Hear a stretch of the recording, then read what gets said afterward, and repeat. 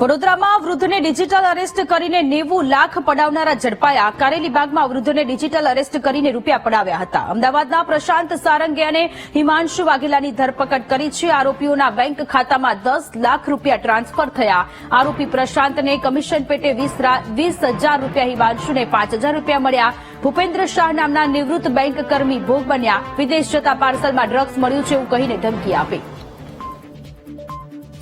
સંવાદદાતા Manu Chavda phone line પર જોડાયેલા છે. માનુ, વડોદરામાં વૃદ્ધને ડિજિટલ અરેસ્ટ કરી અને કૌભાંડીઓએ 90 લાખ રૂપિયા પડાવી લીધા છે. વધુ વિગતો.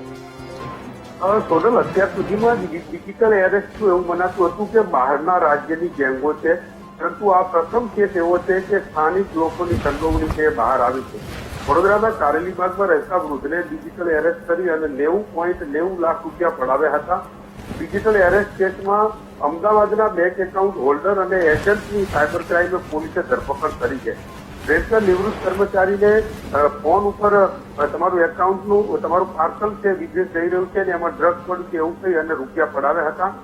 આ સમગ્ર મામલામાં 9.90 લાખ રૂપિયા પડાવ્યા. સાયબર ક્રાઇમે જે તપાસ કરી એમાં અમદાવાદ સુરેન્દ્રનગરના પ્રશાંત સારંગે નરોડાના હિમાંશુ વાઘેલાની ખાતામાં પૈસા જમા કર્યા હતા. આ બંનેની સાયબર ક્રાઇમ દ્વારા ધરપકડ કરવામાં આવી છે. આરોપીએ બેંક ખાતામાં 10 લાખ રૂપિયા ટ્રાન્સફર કર્યા હતા. આરોપી પ્રશાંતને કમિશન પેટે 20,000 રૂપિયા, જ્યારે હિમાંશુને 5,000 રૂપિયા મળ્યા હતા. આ બંનેના એકાઉન્ટનો જે ઉપયોગ કરવામાં આવ્યો એને લઈને આ પોલીસે કાર્યવાહી કરી છે. સાયબર ક્રાઇમે આ બંને આરોપીની ધરપકડ કરી છે. મામલો એ છે કે જે ઠગ લોકો છે એમને અમદાવાદના બંને ઇસમો છે એમના એકાઉન્ટનો ઉપયોગ કર્યો અને એના કારણે પોલીસે આ બંનેની ધરપકડ કરી છે. હવે મુખ્ય આરોપી છે ત્યાં સુધી પહોંચવા માટે સાયબર ક્રાઇમે તપાસ શરૂ કરી છે. જી, આભાર માનુ તમામ વિગતો માટે.